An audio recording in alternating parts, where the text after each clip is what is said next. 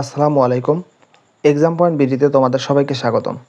প্রিয় এসএসসি 2026 ব্যাচের শিক্ষার্থীরা, আজকে আমি তোমাদের রেজাল্ট সম্পর্কিত কিছু আপডেট তুলে ধরবো। সেই আপডেটটি জানতে হলে অবশ্যই ভিডিওটি না টেনে পুরোপুরি দেখার চেষ্টা করবে। তোমরা যারা আমার চ্যানেলে নতুন, অবশ্যই চ্যানেলটি সাবস্ক্রাইব করে পাশে থাকা বেল আইকনটি চালু করে দেবে। চলো আর দেরি না করে শুরু করা যাক। তো প্রিয় এসএসসি 2026 ব্যাচের শিক্ষার্থীরা, তোমরা কিন্তু অনেকেই রেজাল্টের জন্য অনেক আগ্রহ নিয়ে বসে আছো।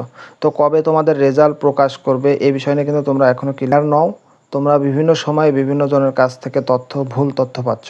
তো আজকে আমি কিন্তু তোমাদেরকে সঠিক তথ্যটি ইনশাআল্লাহ তোমাদের সামনে তুলে ধরবো। গত 20শে জুলাই কিন্তু তোমাদের এসএসসি রেজাল্ট দেওয়ার কথা ছিল। শিক্ষামন্ত্রী কিন্তু তোমাদেরকে বলেছিল যে আগামী 20শে জুলাই তোমাদের রেজাল্ট দেওয়া হবে, কিন্তু সেই 20শে জুলাই কিন্তু তোমাদের রেজাল্টই দেওয়া হয়নি। তো আসলে কবে তোমাদের রেজাল্ট দিবে এই বিষয়ে বোর্ড কি বলছে? কয়েকদিন আগে কিন্তু ঢাকা বোর্ডের যিনি চেয়ারম্যান জনাব আখতারুজ্জামান, তিনি কিন্তু তোমাদেরকে বলেছিল যে আগামী 4 থেকে 5 দিনের মধ্যেই এসএসসির রেজাল্ট সাবমিট করা হবে। তো বোর্ডে সাবমিট করা হলে এরপরেই কিন্তু শিক্ষামন্ত্রী সেটি অনুমোদন দেবে এবং তার পরবর্তীতে তোমাদের রেজাল্টটি প্রকাশ করা হবে। তো কবে তোমাদের বোর্ডে সাবমিট করবে সেটা কিন্তু তিনি আগেই বলেছে যে আগামী 4 থেকে 5 দিনের মধ্যেই কিন্তু তোমাদের রেজাল্টটি প্রস্তুত করা হবে। তো তিনি কিন্তু একথা বলেছে 21শে জুলাই। তো 21শে জুলাই যদি বলে, আজকে কিন্তু 23শে জুলাই। তো আর কিন্তু 2 থেকে 3 দিনের মধ্যেই তোমাদের রেজাল্টটি বোর্ডে সাবমিট করা হবে।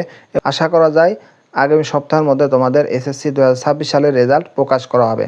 তো এখন হচ্ছে কবে নাগাদ তোমাদের বোর্ডে রেজাল্ট সাবমিট করা হবে? তোমরা জানো সৈয়দ আখতারুজ্জামান তিনি কিন্তু বলেছে যে 4-5 দিনের মধ্যে তোমাদের রেজাল্টটি প্রস্তুত করা হবে। তিনি কিন্তু একথা বলেছিল যে গত 21শে জুলাই।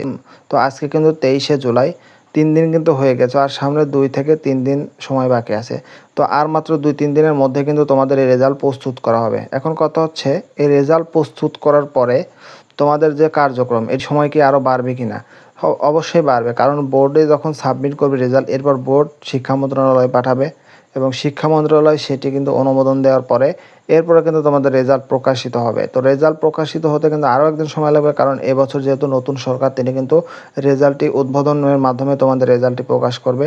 তো আশা করা যাচ্ছে আগামী 28 জুলাই নাগাদ কিন্তু তোমাদের এই রেজাল্ট প্রকাশ হওয়ার সম্ভাবনা রয়েছে, কারণ 28 জুলাই তোমাদের যদি রেজাল্ট হয় তাহলে কিন্তু আর 2-1 দিনের মধ্যে তোমাদের প্রজ্ঞাপন জারির মাধ্যমে বলে দিবে যে কবে এবং কয়টায় তোমাদের রেজাল্টটি প্রকাশ করা হবে। তো সেই তথ্যটি আমরা কিন্তু আমাদের এই এক্সাম পয়েন্ট বিডিতে অবশ্যই সাবমিট করে দেব।